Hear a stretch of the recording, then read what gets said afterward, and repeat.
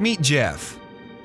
Jeff is a perfect family man, director of the local business, and the owner of the most unusual car in Britain. What's interesting about Jeff is that he's one of the most stylish jet surfers in UK, doing amazing carving tricks and jumps. And today, Jeff's going to share his tips on how to do jet surfing in a style. What's up, champions? Today I'm filming a video about Jeff. We got all the gear ready, we got the boards ready. That's amazing car. Let's make it happen.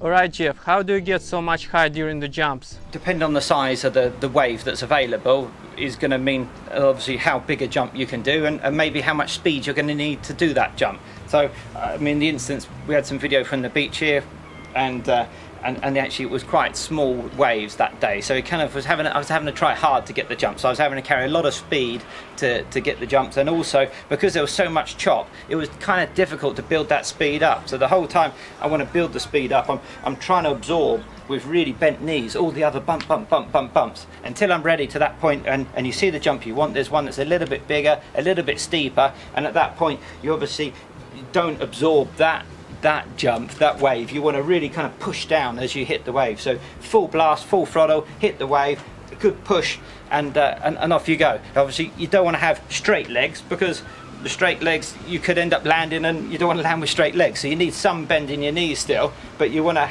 kind of push as you hit the jump, a good bit of throttle, and then ideally when you're in the air, try not to have the throttle just stuck flat out the whole time, because you may be over revving the board. That being said, when you actually land and come down onto the water from the jump, you do want to have the throttle back on at that point, because otherwise you might find it just kind of stays in the water and doesn't continue to go, and you're probably going to fall off. So, or it'd be heavier impact on your legs as you land. So hitting the wave fast, bop, maybe letting off the throttle when you're in the air, or reducing the throttle because you don't want to stall the board, and then as you hit the land, hit the water, push the throttle back on again, and fly away. And nice, you know, carry the momentum forward rather than down into the water and sinking. Okay, Jeff, you have been using your boards for quite a while, so what are your tips to get it running as long as possible without any problem? Well, it is a learning curve. You know, you're not just learning you're learning how to ride the board, but actually you're learning how to understand how the board functions, and you're learning how to maintain the board. And then if you don't do all these things right, then you might have to learn how to fix the board as well. Okay, so I guess after you run, the first thing is to wash the board off. Particularly, you know, if you've been in salt water, you want to wash all the salt water off from all the straps, from all these parts from the surface of the board, and from around your propeller, from here, from the underneath. Just give the whole board a good rinse down. And then if you remove the hood or the lid, then also if you've got water inside this engine, in this engine bay, you're probably going to want to wash this off a little bit as well. So the metal parts is what the intention is to wash away from all these metal parts here that might corrode, wash away from these clips here that hold the hood on, but avoid putting any water inside the engine via the carburetor. So actually you do want to wash the carburetor, but you don't want the water to go inside the air intake hole, which is here. So keep your hand over it, and you can just rinse it over. You can just use a small jug of water, a couple of litres, and then after you finish rinsing that down, you want to expel the water via the pump. So what I would then do is plug in my magnet. I'd hold the board in this direction so the water runs down to where the pump is, and I just let it all blast out of the board. Keep this empty. You can then, you know, you can put some paper in there, get away with the small little bits of water that are in there afterwards, and then you can apply some WD-40 or GT85 to the metal parts. So if you just spray all around these metal parts, again, you want to spray the carburetor but not inside the carburetor, so we can spray the sides of the carburetor, we can spray the jets, spray these metal parts here, spray the exhaust, and spray inside the hole there of to the starter motor kind of components, the cogs, the sprockets, and this will just give a barrier basically. So this barrier is a barrier between the water, particularly the salt water, settling on your metal parts and corroding them. So if you just do this after each session, you can do it before each session as well. That will just help to stop these bits corroding up. Another thing that you're going to do is you're going to need to store the board in a way that this lid is not on the board. So you don't want the board sweating with all the water and the moisture inside. The board should be left away from the lid should be left away from the board when storing it. The fuel, I would say, as soon as you finish running, you don't want any of this fuel to be pushed inside the carburetor or anything like that. So I would disconnect these two connections and just loop it off. And then the next thing is, you don't want this sitting in the hot sun with the fuel expanding and building pressure, otherwise you're going to have this tank explode or become damaged. So you can, if you have to leave it in the outside, you can undo the lid a little bit just to vent the tank so the gases can come out of it, or just remove the tank from the board and put it in the shade, because that's the best thing to do for it, really. Another thing is, if we take off the fuel tank here, if your board is sort of, say, 2016 or previous model, you may have a Allen key bolt on the end of the crankshaft here, which you would need to undo that and apply some of the Jetsurf hydraulic oil inside there, and that keeps the starter motor clutch bearing oiled, lubricated. So that's important. I believe every 4 hours of use of the board that should be done, so that is something that's very important to do. Each time when you do that, you can also put some of the same oil on the prop bearing, which is just down the back half of the engine there as well. If you've got the newer 2017 boards, then I believe these have grease on them, so there's actually no need to do them every 4 hours. I believe there is a procedure which is a little bit more complicated, but it's probably more like every 20 hours of use. So it's less, you don't need to do it on a daily basis. There is one other thing which has been particularly useful to me to know, which is there is a breather for this fuel tank. So as the fuel level goes down, as you burn off fuel while you're running it, the fuel level goes down and it needs to draw air to fill the rest of this tank. So it draws air in through the breather, and this is the breather here. And this breather line runs along the board, and it actually runs up underneath this hose here, and that's the other end of it. But what I found is, just because I use my board in quite extreme wavy kind of conditions, and I have water going in here every session for sure, you know, it might be the waves coming over the top, it might be a big wipeout and then the board's laying upside down in the water, but however it goes, I do get water in this pipe. So I found that was a big problem for me, and so part of the maintenance should be, once you finish your ride, you want to check that you don't have any water gone in inside this breather pipe, or it will go, then it'll go inside the fuel tank, and then from there it goes in the carburetor, and from there you have running issues with the board. So at that point your board might not be running, and you'll be having to strip this carburetor, or you find that your board runs for 10 minutes then stops, and it's just a whole big hassle. So if you allow that water to go inside this breather tube and you don't do anything about it, if it goes in here, it goes in there, then you just got to take all this fuel, throw it away. You've got to clean the tank, rinse it out.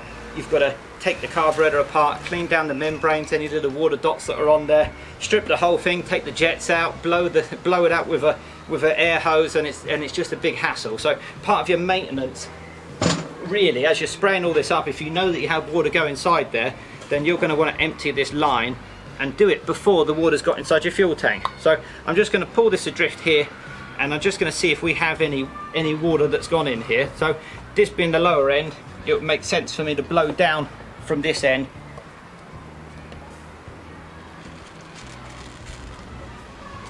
And of course you don't want this water going inside the carburetor, best to hold it away, but there is water, that is moisture, so that's like a ticking time bomb waiting to cause you hassle. So let's get rid of all of this now.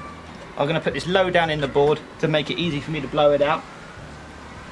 So I finished blowing out any of the moisture that was inside that breather tube. I've reattached the breather tube ready back to the clip, so it's ready to clip back onto the petrol tank. But because I can see that water got this far into the tube, I think the next step is, you know what, I'm definitely going to throw away this fuel that's in this tank. I'm going to chuck this fuel out, I'll put fresh fuel in the tank. I know that I've got the breather that's clear now, and then I'll take it out for a test run. If there is any issues with the running of this board, then the next thing is going to be to take out this take off this carburetor and give it a strip down and rebuild. So if you was to do this on a daily basis, if you know you've got water inside that board, after the end of the ride, do the rest of it, clean the engine down, empty the breather out, blow it out, pop it back in, and as long as the water didn't reach your fuel tank, then there's going to be no need to start rebuilding your carburetor.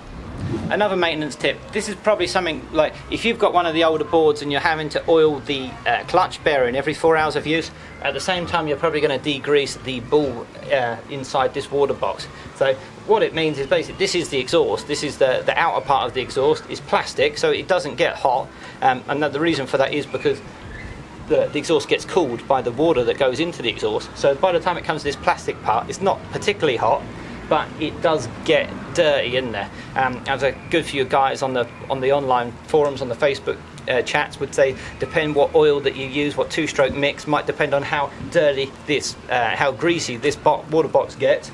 and also the mix that you use. So 50-1, I believe, is the mix that most people are recommending to keep this oil inside here down to a minimum. But regardless, this thread is very fine, so you want to be careful with this thread. As you take it out gently, you'll undo it, and there'll be a spring in there and there'll be a ball in there. And basically both of those parts want to be degreased. Using petrol would be one solvent that would be capable of degreasing that ball, and also just wiping inside the box and then put the thing back together again. And that will just mean that ball is sealing up the exhaust nicely, so when you're in the water and you're sat there, the ball, and I guess gravity will take the ball to close your exhaust to stop the water running into the engine. And the cleaner that ball is, the better seal that's going to make on the engine, and the more effective it will be if you are sat in the water with the board not running. And also, the less grease and in that water box, the better, means the better flow for the exhaust gases to be able to come out of it. So if you do let it get really greased up, you might find this whole thing's just going to melt and fall apart, and then you're going to have to buy a new water box, and you're probably going to have to drag your board swim your board back into the beach, and it's going to be a big hassle. So again, the maintenance being preferable rather than having to do the repair, having to get the parts and learning how to fix something. So another important tip. Okay, Jeff, what to do in the worst case if the water gets inside the board? Let me show you. First off, if it was seawater, you want to just wash away the seawater from the outside of the engine anyway. But if the water did get actually inside the engine itself, then you will need to empty that water, and that should be done straight away. You wouldn't want to leave the board like it and leave it in the garage for a week. You need to take the spark plug out. You need to turn the board so the towel will go down to the ground. The first thing would be to cover up the spark plug hole with a piece of cloth, and turn the engine over using your magnet onto the turnover button onto your ICU just here. You want to hold the blue roll or the rag over the top of where the spark plug hole is, press this on it, have the engine turning over, and then let's get all the water out of the engine. So that's the first thing. Next thing, you need to get the board running again. So I mean, actually, while you're turning this over and emptying the water out the back, you can also open up the valve here, which is to the bottom of the crankcase, and have the valve here open and do the same thing with the rag covering up the spark plug, turn the engine over, and then you may find some water come out of that hole too.